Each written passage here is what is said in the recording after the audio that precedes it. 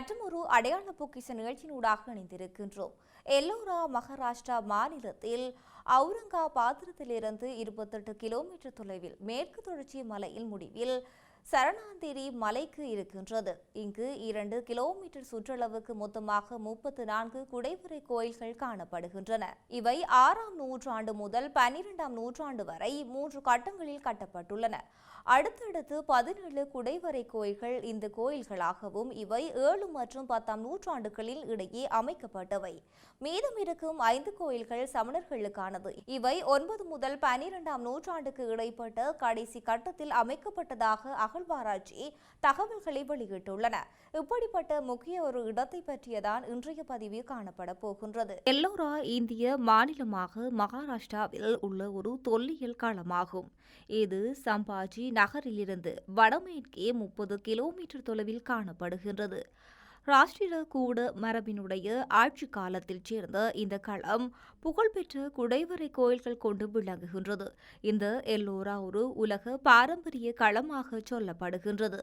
எல்லோரா இந்திய குடவரை கட்டிடக்கலையின் முன்னோடியாக விளங்குகின்றது. சரணந்திரி குன்றுகளில் நிலைக்குத்தான பாறைகளில் குடையப்பட்டுள்ளன 34 குகைகள் இங்கே காணப்படுகின்றன. இந்த குகைகளிலே பௌத்தம், இந்து மற்றும் சமண கோயில்களும் துறவு மடங்களும் அமைந்து காணப்படுகின்றன.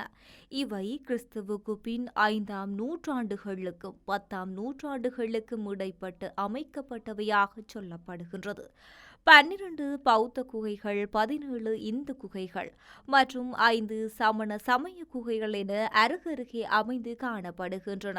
இந்த காலத்தில் நிலவிய சமண சமய பொறிமுறையை எடுத்து காட்டுவதாக கருதப்பட்டும் இருக்கின்றது.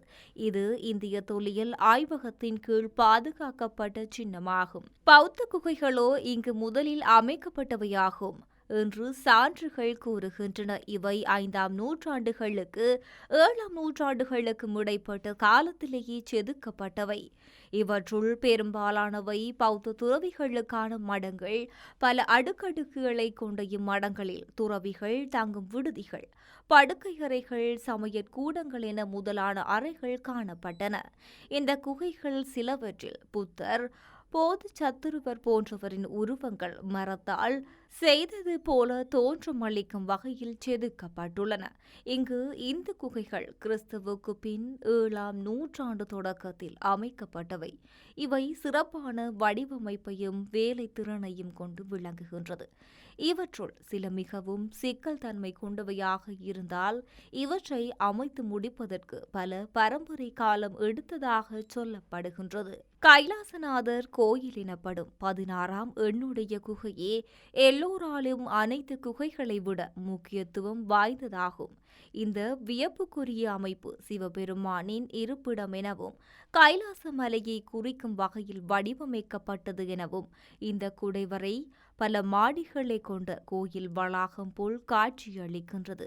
ஒரு தனிப்பாறையில் குடையப்பட்டுள்ள இந்த கோயில் எதென்சில் உள்ள பார்த்தினத்தினும் 2 மடங்கு பெரியதாக சொல்லப்படுகின்றது. சமண குகைகள் சமண தத்துவங்களை விளக்கும் வகையில் அமைக்கப்பட்டிருக்கின்றன. இவை மற்ற குகைகளை போன்று பெரிதாக இல்லாவிடினும் நுணுக்கமான வேலைப்பாடுகளை கொண்டன. சோட்டா கைலாசு, இந்திர சபா, சகநாத சபா ஆகிய கோவில்கள் இவற்றுள் அமைந்திருக்கின்றன. மகாராஷ்டிராவின் அவுரங்காபாத்திலிருந்து வெகு தொலைவில் இல்லாத ஒரு உயரமான பாசால்ட் பாறையின் சுவரில் 2 கிலோமீட்டருக்கு அதிகமான பரப்பளவில் இந்த 34 மடங்களும் கோயில்களும் அருகருகே தோண்டப்பட்டன. கிறிஸ்துவுக்கு பின் 600 முதல் 1000 வரையான நினைவுச் சின்னங்களின் இடைவிடாத வரிசையுடன் எல்லோரா பண்டைய இந்தியாவின் நாகரிகத்தை உயிர்ப்பிக்கின்றது. எல்லோரா வளாகம் ஒரு தனித்துவமான கலைப்படைப்பாகும். தொழில்நுட்ப ரீதியாகவும் மட்டுமல்லாமல் பௌத்தம், இந்து மதம் மற்றும் சமண மதத்திற்கு அர்ப்பணிப்புடன் செயற்பட்ட சரணாலயங்களும் பண்டைய இந்தியாவின் சிறப்பியல்பான சகிப்புத்தன்மையுடன் உணர்வை வெளிப்படுத்துகின்றது. மேற்கு இந்தியாவின் மகாராஷ்டிரா மாநிலத்தின் சரணந்திரா மலைகளில் உள்ள எல்லோராவில் உள்ள 34 குகைகளில் விலைமதிப்பற்ற குழுமம் புத்த மதம், பிராமியங்கள் மற்றும் சமண மதம் ஆகிய மூன்று முக்கிய மதங்களை பின்பற்றுபவர்களாக மேற்கொள்ளப்பட்ட இந்த சிறந்த கட்டடக்கலை நடவடிக்கைகள் மூலம் சகவாழ்வு மற்றும் மத சகிப்புத்தன்மை உணர்வை வெளிப்படுத்துகின்றது. பாறை வெட்டு செயல்பாடு 6ஆம் நூற்றாண்டு முதல் 12ஆம் நூற்றாண்டு வரை 3 கட்டங்களாக மேற்கொள்ளப்பட்டது. 5 மற்றும் 8ஆம் நூற்றாண்டுகளுக்கு இடையில் தோண்டப்பட்ட ஆரம்பகால குகைகள் இந்த பிராந்தியத்தில் அவ்வப்போது பரவலாக இருந்த புத்த மதத்தின் மகாயான தத்துவத்தை பிரதிபலிக்கின்றது. பிராமணிய குகைகள் மற்றும் 7 மற்றும் 10ஆம் நூற்றாண்டுகளுக்கு இடையில் தோண்டப்பட்டது. 9 மற்றும் 12ஆம் நூற்றாண்டுகளுக்கு இடையில் கடைசி கட்டத்தில் ஜைன தத்துவ பிரதிபலிக்கும் குகைகள் குழுக்கள் அகழ்வாராய்ச்சியில் சொல்லப்பட்டும் இருக்கின்றது. பௌத்த குழுவின் குகைகள் குகை 10, குகை 11 மற்றும் குகை 12 3 மாடி மடாலயம் இந்த வகையில் குறிப்பாக முக்கியமானவை. இந்த குகைகள் புத்த மதத்தின் வஜ்ராய வடிவத்தில் வளர்ச்சியை குறிக்கின்றன மற்றும் பல புத்த தெய்வங்களை குறிக்கின்றன. பிராமண குழுவின் முக்கிய குகைகள் இவை 15 அல்லது 10 அவதார குகைகளாக சொல்லப்படுகின்றது. குகை 16இல் கைலாச மிகப்பெரிய ஒற்றைக்கல் கோவில், குகை 21இல் ராமேஸ்வரா மற்றும் குகை 29இல் டுமர் லேனா ஆகியவை அடங்குகின்றது. இவற்றில் குகை 16 கட்டமைப்பு புதுமைக்கும் ஒரு சிறந்த எடுத்துக்காட்டு. மேலும் விரிவான வேலைப்பாடு மற்றும் குறிப்பிடத்தக்க விகிதாச்சாரங்களை கொண்ட இந்தியாவில் பாறையில் செதுக்கப்பட்ட கட்டிடங்களின் உச்சத்தை குறிக்கின்றது. இந்தியாவில் குறிப்பிடத்தக்க விகிதாசாரங்களை கொண்ட இந்தியாவில் பாறையில் செதுக்கப்பட்ட கட்டிடக்கலையின் உச்சத்தை குறிக்கின்றது. இந்தியாவில் காணப்படும் சில துணிச்சலான மற்றும் சிறந்த சிற்ப அமைப்புகளால் இந்த கோயில் அலங்கரிக்கப்பட்டுள்ளது. சிவனின் வசிப்பிடமான கைலாச மலையை உயர்த்த ராவணன் முயற்சிப்பதை சித்தரிக்கும் சிற்பம் குறிப்பாக காணப்பட்டும் இருக்கின்றது. இந்த கோயிலில் முன் மண்டபத்தின் கூரைகளின் ஒவ்வொரு காலகட்டங்களைச் சேர்ந்த அழகிய ஓவியங்களின் எச்சங்கள் பாதுகாக்கப்படுகின்றன. ஜைன குகை முழு நேர்த்தியான நுட்பமான சிற்பங்களால் நேர்த்தியாக செதுக்கப்பட்டுள்ளன.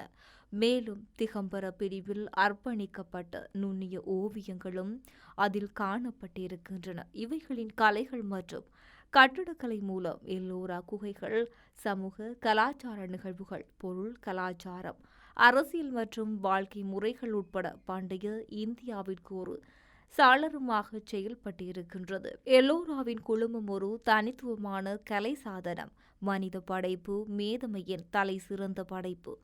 பாறையை அகழ்வாராய்ச்சி செய்யும் பணியை மட்டுமே ஒருவர் கருதி கொண்டால் கைலாசா கோவில் போன்ற ஒரு நினைவு சின்னம் சமமற்ற தொழில்நுட்ப சுரண்டலாகும். இருப்பினும் கட்டமைக்கப்பட்ட கட்டிடக்கலையிலிருந்து மாதிரிகளை மாற்றும் இந்த கோவில் மிக உயர்ந்த பிளாஸ்டிக் தரத்தின் சிற்பம் மற்றும் வர்ணம் பூசப்பட்ட வடிவங்களின் அசாதாரண தொகுப்பையும் ஒரு கலை களஞ்சியத்தின் திட்டத்தையும் வகுக்கின்றன. எப்படி இருக்க மற்றொரு பதிவினூடாக சந்திக்கலாம். வணக்கம்.